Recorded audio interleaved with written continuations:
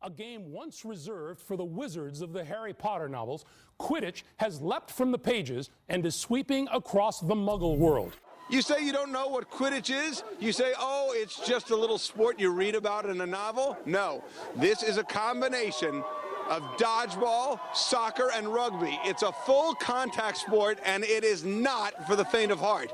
Check this out. Brooms down, eyes closed. Snitch is gone. Brooms up!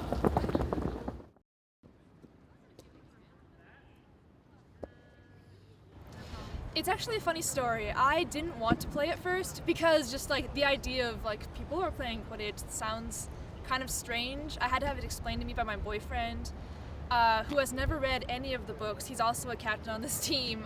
He plays because it's just really fun to play. His best friend started our team here, convinced him to play. He convinced me to play, and I've been here ever since. The rules of Quidditch are a little bit complicated. There are tons of things going on the field at once. There are 7 people per team.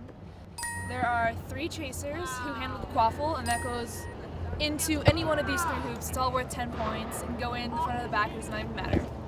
There are 2 beaters. They handle the dodgeballs, and they're kind of like the defense and a lot of the offense, especially for our team, for the game. They throw dodgeballs at people, and if you get hit, you have to drop whatever you're doing, get off your broom, run back to your own hoops, and then tag back in, and then you're allowed to play again.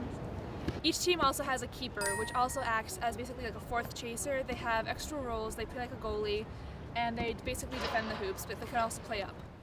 With me so far? I think so. The final member of each team is the seeker, and they go after the snitch, who is a cross-country runner with special skills. Their only rule is to not get caught and don't hurt anyone too badly in the process.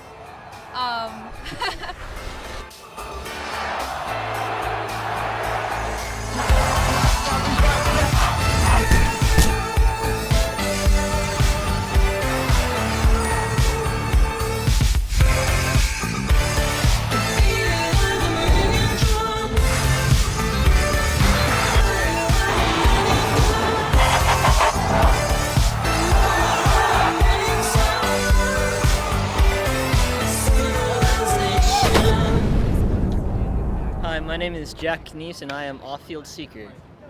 So at the start of the game, I'm usually in the starting 7, but I usually hang off-field for the first 5 minutes of the game to give the snitch a 5-minute head start to run and hide throughout the swath of campus devoted to him. And it's kind of weird because I'm usually chatting with the other seeker for the opposing team. And we both know we're both gonna be competing against each other, so it's kind of funny and scary at the same time. Hi, I'm Sarah Sherman and I'm a chaser. And basically what you do is you have the quaffle, which is a slightly deflated volleyball, and you use it, you score by throwing it through one of 3 hoops, and that's 10 points. And you have to avoid bludgers and people and try to get through their defense in order to do it. So it can be pretty physical. People tackle you and grab onto you and stuff. Hi, my name is Nick Metzler and I play beater. My objective is to stop the quaffle from going through the hoops by taking out all the other players on the field. My name is Ryan Parsons. I'm a keeper.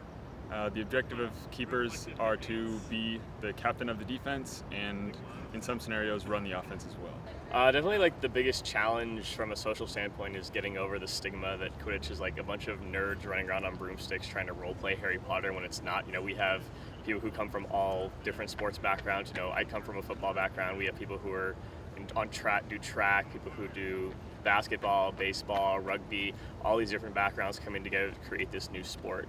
And that's there are a lot of teams who do kind of who are in it for the whimsy aspect. There are some teams who are in it for the athletic aspect. We're a team who's in it for the athletic aspect. So when people talk to us about Quidditch, that's always one of the first things we want to get across to them is we treat this like a real sport, and it is a real sport. And obviously, as it's a new sport, from an athletic standpoint, the biggest challenge is definitely just flat out getting used to playing a new sport. We're pretty much writing our own history here in terms of coaching Quidditch, playing Quidditch, captaining Quidditch. I coached football before I started coaching Quidditch, and so when you're doing that, you have all these drills that have already been created for you, all these strategies that have already been, tried, practiced, and proven to be true or false, and valid or invalid if they work or they don't work. So it's you have this manual that you can go by when you're creating your team, when you're strategizing for your team, when you're coaching your team. But for Quidditch, we have to create our own drills, we have to create our own strategies, we have to create our own training regimens. So that's definitely a huge obstacle that has to be overcome, and it makes it really fun because, you know, we're the trailblazers here, and if this keeps going for generations and years to come, you know, we'll be looking back and telling, if our kids start playing Quidditch, we can tell them, you know, hey, we were here on the ground floor. We're like those people who, like, my dad played football back in the dark ages when they had no safety equipment and all this stuff, and he talks about, you know, oh, back in my day, men were men, we had the leather helmets and all this stuff. You know, we'll be telling our kids, you know, we were playing back when we had no idea what we were doing and we were just figuring it out. Best time you've ever had with this sport? Okay, that would have to be last Western Cup, mostly because, not just because we won, we got first place, but the reason why we got first place is we had to beat UCLA in the finals, and that was our first time ever beating them, ever, after many attempts. And so that moment in itself, when we saw the snitch get caught, and we all just knew we'd won, was the greatest feeling. Everyone rushed the field, we like lifted up our seeker, it was amazing, and like we are best friends with the UCLA team, so they had our respect, you know, the entire way. They all congratulated us, and it was a fantastic feeling and a great way to end that tournament. And it really showed us how far we had come as a team, because they are our toughest opponents, like of anyone we've ever faced, and so to beat them was really a big deal. Kind of came full circle there, and that was definitely one of our best moments. It's a family. This team is so much a part of my life now, and I would have it no other way. I